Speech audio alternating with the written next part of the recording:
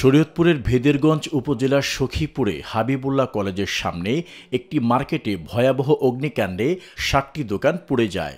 রবিবার দুপুর ২টা ৩০ মিনিটের দিকে বৈদ্যুতিক শর্ট সার্কিট থেকে আগুনের সূত্রপাত হয়েছে বলে ধারণা করছে ফায়ার সার্ভিসের দল। স্থানীয় সাব্বির মাতবরের মালিকানাধীন এ মার্কেটে আগুন লাগার পর মুহূর্তের মধ্যে আগুন চারিদিকে ছড়িয়ে পড়ে। ফলে ৬০টি দোকানের মালামাল, আসবাবপত্র ও ইলেকট্রনিক্স সহ প্রায় সবকিছুই পুড়ে যায়। পুড়ে যাওয়া দোকানগুলো হলো নূর আলম দেওয়ানের কনফেকশনারি ও মুদি দোকান, রুহুল আমিনের টেইলার্স দোকান, শফি মাতবর ও নাজমা বেগমের কনফেকশনারি দোকান, এরশাদ রাড়ির মুদি দোকান ও পলাশ সর্দারের ইন্টারনেট কন্ট্রোল রুম। অন্যটি ছিল গোডাউন। দুপুরবেলা দোকান বন্ধ করে বাড়িতে গেছি।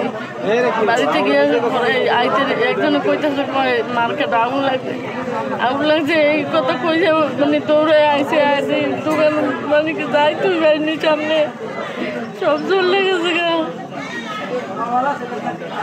স্যার আমি দোকান আমার চালাইছি, আমার বাস নেই, আমি দোকান চালাই, কোনো আমার মেয়েগুলো ছেলে আমার স্বামী নাই, একটা মেয়ে কলেজে পড়ছে এই জায়গা দিয়ে